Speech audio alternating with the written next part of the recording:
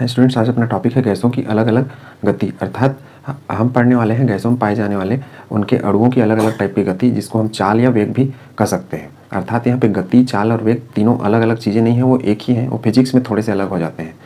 तो यहाँ पे हम गैसों की अलग अलग गति इसलिए पढ़ रहे हैं क्योंकि गैस को जब किसी कंटेनर में रखा जाता है या किसी पात्र में, तो गैस के अणु क्या करते हैं, इधर उधर गति करने लगते हैं, अर्थात दौड़ने लगते हैं, जिससे क्या होता है, गैस के अणु आपस में टक्कर भी करते हैं और जो हमारा कंटेनर रहता है उसके दीवारों पर भी टक्कर मारते हैं। जिसके कारण क्या होता है, कुछ अणुओं का गति अलग हो जाता है, अर्थात जो दीवार पे टक्कर मारते हैं उनका स्पीड अलग हो जाता है, और जो उस टाइम पे टक्कर नहीं मारे रहते हैं, अर्थात हर एक अलग अलग टाइम पे जो गैस के अणु रहते हैं उनकी अलग अलग गति हो जाती है, अर्थात उनका गति बदल जाता है। तो उसी को डिफाइन करने के लिए जो गैस के अणु रहते हैं उनमें 3 प्रकार की गति पाई जाती है। अर्थात गैस के अणुओं की गति को हम 3 तरीके से समझाते हैं, 3 प्रकार से, क्योंकि वो चूंकि पात्र की दीवारों पर टकराते हैं और आपस में टकराते हैं, इसलिए उनकी गति बदल जाती है समय के हिसाब से और ताप के हिसाब से। तो उसी को डिफाइन करेंगे। तो उसमें पहले प्रकार का रहेगा औसत गति, या फिर जिसको बोल सकते हैं एवरेज वेलोसिटी। दूसरे प्रकार का रहेगा मैक्सिमम प्रोबेबिलिटी वेलोसिटी, अर्थात अधिकतम संभाव्य वेग जिसको बोल सकते हैं। तीसरे प्रकार का रहेगा रूट मीन स्क्वायर वेलोसिटी, अर्थात वर्ग माध्य मूल वेग। अब तीनों प्रकार का हम डिफाइन करेंगे, लेकिन डिफाइन करने से पहले मैक्सवेल और बोल्ट्जमान का एक कर्व आया था, ग्राफ आया था, जिसने गैस के अणुओं के ऊपर गति के लिए बनाया था, और उसी गति के आधार पर हम ये जो गैसों के अणुओं की गति है उसको हम डिफाइन कर पाएंगे। मैक्सवेल और बोल्ट्जमान ने क्या किया था, एक निश्चित ताप पर, अर्थात अलग अलग ताप पर ग्राफ बनाया था और तुलना करके भी ग्राफ बनाया था, जिसको मैक्सवेल बोल्ट्जमान का गति वितरण वक्र कहा जाता है। गति वितरण वक्र अर्थात इसने गति के अलग अलग प्रकार को डिस्ट्रीब्यूट कर दिया था, बांट दिया था अलग अलग कैटेगरी में, किनके, गैस के अणुओं की गति को। और तो इसने क्या किया था, गैस के अणु और उनके जो स्पीड है उसके बीच में ग्राफ बनाया। जैसा कि मैं बताया कि जो गैस के अणु होते हैं उनका गति अलग अलग होता है, लेकिन ऐसा नहीं है कि उनकी गति हमेशा सभी अणुओं की अलग अलग होगी। यदि कोई एक निश्चित ताप दे दिया जाए तो कुछ अणु उस निश्चित ताप पे एक समान गति करेंगे, लेकिन बाकी अणु क्या है, अलग गति करेंगे। अर्थात हर एक अणु अलग अलग गति नहीं करते रहेंगे कि निश्चित ताप पर कुछ अणुओं की गति एक समान हो जाएगी और कुछ अणुओं की गति अलग रहेगी, ऐसा इसका अर्थ है। ठीक है, अब इसको इस ग्राफ के माध्यम से समझते हैं। बाकी चीज़ें मैं यहाँ पे नोट कर रखा हूँ, उसको आप नोट कर लेंगे, क्योंकि जो चीज़ें मैं बोला वही यहाँ पे लिख रखा हूँ। तो देखिए, यहाँ हमने वाई अक्ष पे लिया है अणुओं की संख्या और एक्स अक्ष पे लिया है वेग, चाल या फिर गति, इसको बोल सकते हैं।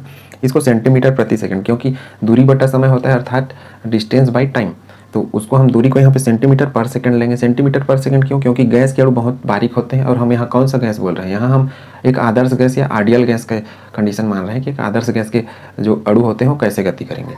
अब देखिए, इस ग्राफ में क्या है, यहाँ से 0 स्टार्ट है और जैसे इधर आगे बढ़ते जा रहे हैं, जो वेग या गति है वो क्या है, धीरे धीरे बढ़ते जा रहा है। किसका, ये जो अणु है उनका, और ऐसे ऊपर जा रहे हैं तो अणुओं की संख्या भी बढ़ते जा रही है। अब इस ग्राफ में पहला हम ये बोल सकते हैं कि ये वाला जो एरिया है इधर का, ये क्या है, बहुत छोटा दिख रहा है, और ये वाला एरिया भी बहुत छोटा दिख रहा है। लेकिन इस एरिया में जो ये अणु है, ये अणुओं के लिए है ना पूरा ग्राफ, कि जिसकी उन अणुओं की संख्या भी कम है जिनका स्पीड ज़्यादा है, ये है इसका अर्थ। और ये क्या है, उन अणुओं की संख्या भी बहुत कम है जिनका स्पीड क्या है, कम है। अर्थात हम ऐसा बोल सकते हैं कि जो गैस के अणुओं की गति का यदि हम ग्राफ बनाएं उनके अणुओं के साथ, तो हम उन अणुओं की संख्या हमेशा कम होती है जिनका या तो गति अधिक हो या फिर जिनका गति कम हो, जिसको दूसरे तरीके से ऐसा बोल सकते हैं, बहुत कम या बहुत अधिक गति या चाल वाले अणुओं की संख्या बहुत कम होती है। यही सेम कंडीशन इस ग्राफ में है, लेकिन यहाँ पे टेम्परेचर अलग है। अब दूसरा देखिए, ताप बढ़ाने पर ग्राफ चौड़ा हो जाता है। अब ये ताप के कंपेयर के लिए है कि हमने सामान्य ताप रखा ऐसा, तब ये इस टाइप का ग्राफ था। अब यदि हमने ताप को बढ़ा दिया, अर्थात टेम्परेचर को बढ़ा दिया, तो हमने क्या पढ़ा, जब ताप बढ़ाते हैं तो गैस के अणु क्या हो जाते हैं, व्याकुल हो जाते हैं, पागल जैसे हो जाते हैं और इधर उधर भागते हैं और बहुत दूर दूर भागते हैं। अर्थात उनकी क्या होती है, गैस के अणुओं की गति बढ़ जाती है, अर्थात उनको क्या मिल जाता है, काइनेटिक एनर्जी मिल जाता है, गतिज ऊर्जा उनकी बढ़ जाती है, इसलिए उनका स्पीड बढ़ जाता है। ठीक है, और आपस में टकराना भी तेजी से करते हैं। तो ग्राफ चौड़ा होता है क्योंकि ताप बढ़ाने से अधिक गति वाले अणुओं की संख्या बढ़ जाती है। अर्थात जब हम टेम्परेचर बढ़ाएंगे तो ये वाला जो ग्राफ है वो ऐसा फ्लैट हो जाएगा। फ्लैट हो जाएगा अर्थात अब पहले इतने अणु आते थे अधिकतम गति वाले, अब अधिकतम वाले गति वाले इतने सारे अणु आ रहे हैं, ये है इसका अर्थ। अब यहाँ पे हम जब डिफाइन करना स्टार्ट करेंगे गैस के अणुओं की गति को, तो 3 टाइप से डिफाइन करेंगे। तो उसमें अधिकतम अणुओं की संख्या वाला जो गति होता है उसको हम बोलते हैं VMP, या फिर अधिकतम संभावित गति, या फिर मैक्सिमम प्रोबेबिलिटी वेलोसिटी बोलते हैं, जिसको VMP से दिखाते हैं। तीसरा है कि अधिक गति वाले अणुओं की संख्या तब तक बढ़ती है, अर्थात ये चूंकि ये वाला इस पोर्शन में अधिक गति वाले अणुओं की संख्या है, तो यहाँ जब स्टार्ट होगा ग्राफ और जब हम ताप बढ़ाना शुरू करेंगे तो शुरुआत में क्या है, ये इनकी संख्या कम है और इनकी संख्या अधिक है, अर्थात अधिक गति वाले अणुओं की संख्या कम और कम गति वाले अणुओं की संख्या कम। लेकिन जो कम गति वाले अणु हैं वो धीरे धीरे इतना ऊंचा चले जाते हैं, अर्थात इनकी संख्या अधिकतम गति वाले अणुओं की संख्या की ओर बढ़ जाती है ग्राफ, और उसके बाद वो ग्राफ क्या है, धीरे धीरे नीचे उतरने लगता है। अर्थात अधिकतम गति वाले अणुओं की संख्या प्राप्त करने के बाद जो गैस है वो उनके अणु क्या होते हैं, धीरे धीरे उनकी गति की संख्या समय के साथ कमजोर होने वाली लगती है। तो इसका अर्थ यही है जो तीसरा वाला पॉइंट है। अब इसमें हम 3 टाइप का गति डिफाइन करेंगे। जो पीक में रहेगा सबसे अधिकतम, मतलब वे अणुओं की संख्या जिनकी गति बहुत अधिक रहेगी, तब उस गति को हम बोलेंगे अधिकतम संभाव्य गति, या फिर VMP, या फिर और अलग अलग तरीके से दिखाएंगे जिसको इसके बाद हम पढ़ेंगे। ठीक है, अर्थात मैक्सिमम प्रोबेबिलिटी वेलोसिटी या फिर स्पीड। और इस पीक पे क्या है, यहाँ पे अधिकतम गति करने वाले अणुओं की संख्या है, क्योंकि इसका हाइट भी बहुत दिख रहा है लगभग इसके करीब। अर्थात इसमें चूंकि ये अणुओं की संख्या का ग्राफ है, तो यहाँ से मैं जाऊँ तो अणुओं की संख्या यहाँ जाते जाते बढ़ती है, और यहाँ से मैं यदि लूँ तो यहाँ पे देखिए, यहाँ पे अणुओं की संख्या सबसे अधिक है, अर्थात इसी को हम बोलेंगे अधिकतम संभाव्य गति। और उससे थोड़ा सा कम रहता है उसको बोलते हैं औसत गति। औसत गति अर्थात जितने किसी कंटेनर में जितने अणु हैं उनका सबका गति यदि हम मिला दे तब उसको औसत गति बोलते हैं। तो बिल्कुल गणित की तरह जितने का औसत निकालना रहता है उसको भाग करके निकालते हैं, बस वैसे ही। तो औसत गति जिसको रेड कलर से दिखाया हूँ इसको एवरेज वेलोसिटी बोलते हैं। और उससे भी नीचे है ये रूट मीन स्क्वायर वेलोसिटी। अब नीचे है का अर्थ ये नहीं है कि इनकी गति कम है। अब यदि मैं यहाँ से बात करूँ तो देखिए सबसे पहले ये आ रहा है, अर्थात कौन सा आ रहा है, VMP, ये सबसे पहले आ रहा है, अर्थात इसकी गति कम होगी। अर्थात ये जो अधिकतम संभाव्य गति वाले अणुओं की संख्या है वो तो अधिक होगी, लेकिन इसका जो स्पीड है वो कम होगा। अणुओं की संख्या अधिक लेकिन स्पीड कम। उसके बाद स्पीड इसकी अपेक्षा औसत गति वाला रहेगा, लेकिन अणु यहाँ क्या रहेंगे, अणु यहाँ पे कम रहेंगे, गति जरूर इसका अधिक होगा। तीसरा है रूट मीन स्क्वायर स्पीड या फिर वेलोसिटी, VRMS। अब सबसे अधिक गति इनकी रहेगी, लेकिन इसकी अपेक्षा अणुओं की संख्या इसमें क्या रहेगी, कम रहेगी। तो उम्मीद है चीज़ें आपने समझ ली होंगी। अर्थात हम जो 3 प्रकार का गति पढ़ेंगे उनका यह है स्पीड का क्रम, अर्थात गति का क्रम। सबसे अधिक कौन सा है, VRMS, उससे पीछे एवरेज, और उससे पीछे मैक्सिमम प्रोबेबिलिटी वाला। तो ये इनमें संबंध है इस ग्राफ के माध्यम से, वही चीज़ यहाँ भी है। तो उम्मीद है चीज़ें आपने समझ ली होंगी। यहाँ पे T2 अधिक और T कम का अर्थ क्या है, हमने टेम्परेचर बढ़ाया इसलिए ग्राफ फ्लैट हो गया, अर्थात ये जो पीक में थे मैक्सिमम अणु, अब उनकी संख्या और भी अधिक हो गई। मतलब मैं ये बोल सकता हूँ कि ताप बढ़ाने पर जो ग्राफ चौड़ा हो जाता है उसमें चूंकि चौड़ा इसलिए होता है क्योंकि अधिक गति करने वाले अणुओं की संख्या बढ़ जाती है। तो कुल मिला के मैं ये बोलूँगा कि जो VMP है ये क्या हो जाता है, ये बढ़ जाता है। ठीक है, यदि शॉर्ट में समझे तो उम्मीद है चीज़ें आपने अच्छे से समझ ली होंगी। इसको नोट करिए। इसके बाद हम ये जो तीनों प्रकार हैं गति के, जिसके आधार पर हम गैस के अणुओं को डिफाइन करते हैं कि गैस के अणु कौन सा गति शो करेंगे किस टाइम पे, उसको क्लियर करेंगे। इसको नोट करिए। उम्मीद है बोल्ट्जमैन मैक्सवेल का वितरण वक्र आपको समझ में आ गया होगा। अब उसी के आधार पर हम गति को डिफाइन कर रहे हैं। अर्थात गैस के अणुओं में 3 प्रकार की गति होती है। पहला गति है मोस्ट प्रोबेबल वेलोसिटी, जिसको अधिकतम संभाव्य वेग, चाल या गति या फिर प्रायिकतम वेग कहा जाता है। प्रायिकता मतलब प्रोबेबिलिटी या संभावना होता है। तो इतने तरीके से इसको जानते हैं और इतने तरीके से शो कर सकते हैं। VMP या UMP, MP मतलब मोस्ट प्रोबेबल वेलोसिटी, CP अर्थात ये वेलोसिटी को दिखाने के लिए UVC ये नोटेशन उपयोग किए जाते हैं। ये किसको बोलेंगे, जब हमारा गैस किसी कंटेनर में रहेगा तो किसी दिए गए ताप पर गैस के अधिकतम अणुओं की संख्या जो रहेगी, उसी अधिकतम अणुओं की संख्या का जो वेग रहेगा उस वेग को हम कहेंगे VMP या फिर अधिकतम संभाव्य वेग या गति। ठीक है, अर्थात किसी गैस के कंटेनर में ज़्यादा जितने अधिक जो अणु हैं उनकी गति यदि अधिक है, मतलब अधिकतम अणुओं की संख्या का जो गति रहेगा उसको हम बोलेंगे अधिकतम संभाव्य वेग। अब इसको कैसे समझ सकते हैं, जैसे मैं मान लो हमारे पास गैस के कंटेनर में 50 अणु हैं। ठीक है, 50 अणु। अब 50 अणु में से मान लो जो 20 अणु है मेरे पास वो गति कर रहे हैं 10 सेंटीमीटर प्रति सेकंड की स्पीड से, और जैसे 10 अणु हैं वो गति कर रहे हैं 5 सेंटीमीटर प्रति सेकंड की स्पीड से। उसी तरीके से 10 और अणु हैं वो गति कर रहे हैं 6 सेंटीमीटर प्रति सेकंड की स्पीड से, और टोटल कितना हो गया 40। उसी प्रकार मान लो फिर और 10 अणु हैं वो गति कर रहे हैं 3 सेंटीमीटर प्रति सेकंड की स्पीड से। अर्थात टोटल 50 का डिस्ट्रीब्यूट करना है। तो इसमें अधिकतम अणुओं की इसमें हमने क्या लिखा है, किसी दिए गए ताप पर गैस के अधिकतम अणुओं का जो वेग होता है। अर्थात देखिए किसी निश्चित ताप पर हमने जो मान लिया कि 50 अणु है अपने पास गैस के, जिसमें से 20 अणु 10 सेंटीमीटर प्रति सेकंड की स्पीड से भाग रहे हैं या दौड़ रहे हैं, और बाकी जो 30 हैं वो अलग अलग इस ताप पर रह रहे हैं। चूंकि अणुओं की संख्या इसमें अधिकतम है इसलिए मैं इसको बोलूँगा अधिकतम संभाव्य वेग। तो उम्मीद है कॉन्सेप्ट आपने समझ लिया होगा। अर्थात अधिकतम अणुओं का जो वेग रहेगा उसी को हम बोलेंगे VMP या मोस्ट प्रोबेबल वेलोसिटी।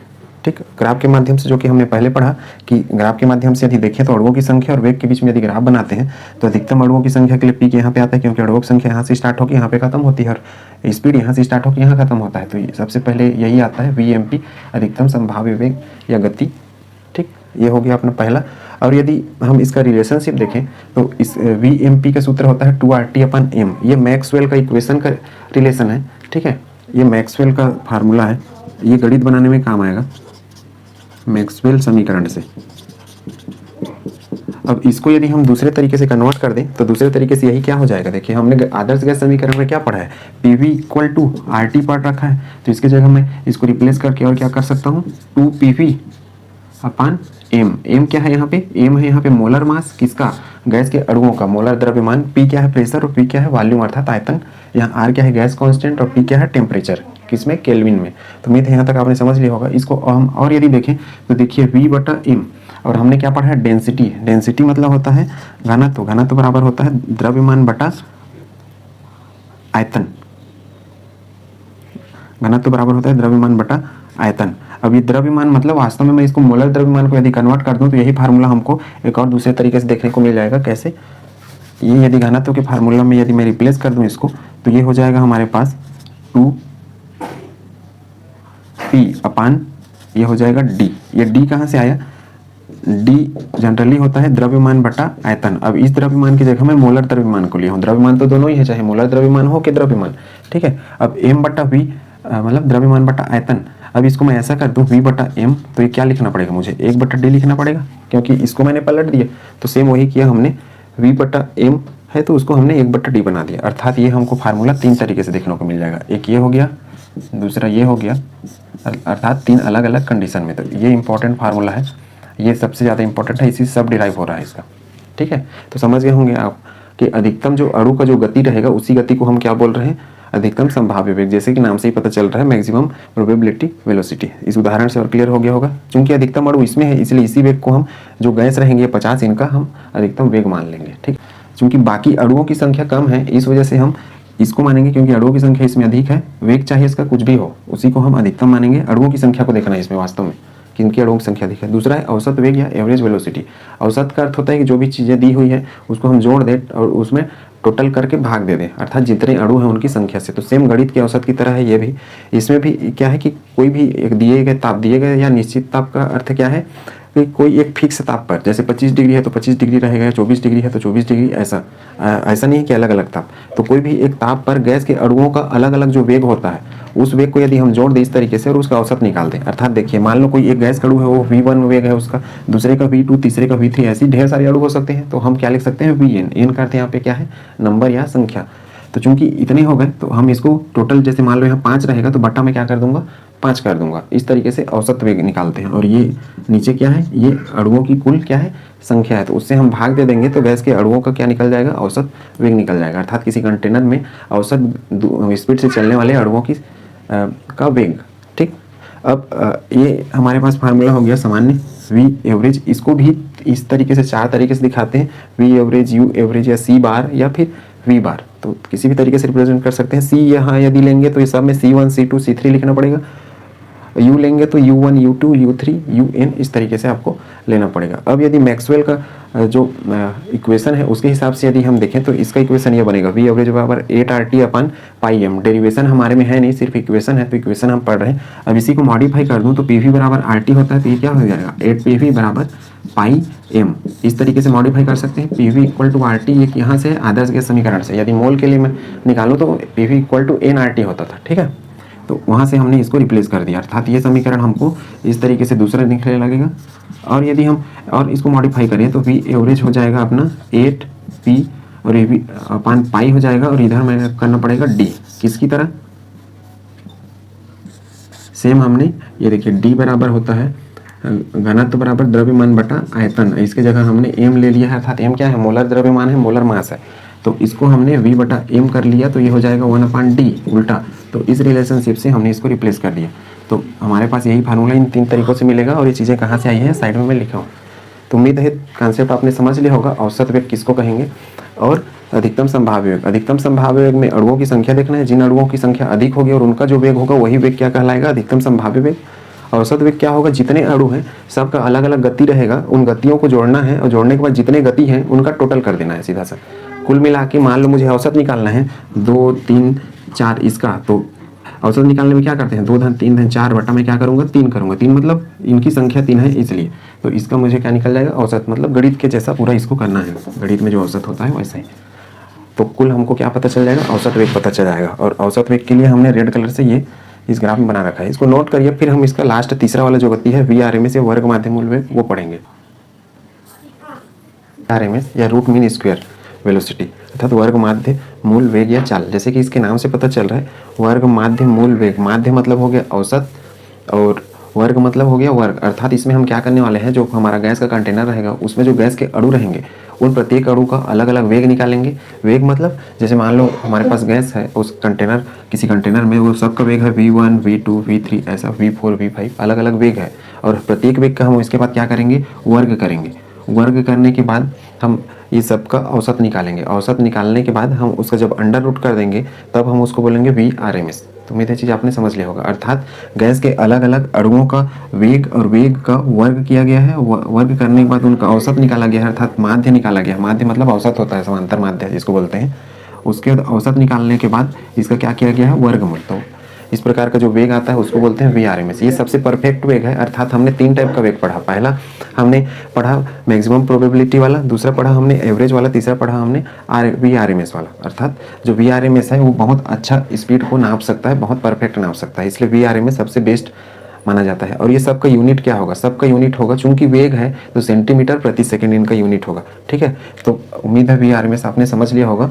प्रत्येक अणु के वेग का वर्ग और उनका औसत का वर्गमूल। ठीक है, वर्गों के औसत का वर्गमूल क्या कहलाता है वर्ग माध्य मूल वेग। अब इसको हम सूत्र के रूप में ऐसा दिखाते हैं जो गणित बनाने में मदद करेगा। साथ में यदि हम दूसरे तरीके से इसको और देखें तो दूसरा जो सूत्र रहेगा मैक्सवेल वाला वो बनेगा ये VRMS इक्वल टू 3RT/m। अब इसको हम चूंकि PV इक्वल टू RT होता है, PV बराबर RT, और m क्या है मोलर द्रव्यमान, जो कि पहले हम बता चुके हैं और हमको पता है। तो ये हो जाएगा 3PV/m, जैसे कि हमने बाकी में भी किया। और इसी को और यदि कन्वर्ट कर दें तो 3P ये हो जाएगा D मतलब ये घनत्व के लिए उल्टा घनत्व, और ये उल्टा घनत्व मतलब 1/D का अर्थ हो जाएगा। अब देखिए द्रव्यमान बटा वेग, घनत्व बराबर होता है द्रव्यमान बटा आयतन, और आयतन बटा मैं द्रव्यमान लिख दूं ये, या फिर A, यहाँ पे हम मोलर द्रव्यमान ले रहे हैं उसकी जगह रिप्लेस कर रहे हैं तो 1/D हो रहा है, इसलिए 3P/D हो जाएगा। अर्थात हमको भी इसमें 3 प्रकार का फार्मूला देखने को मिल जाएगा VRMS।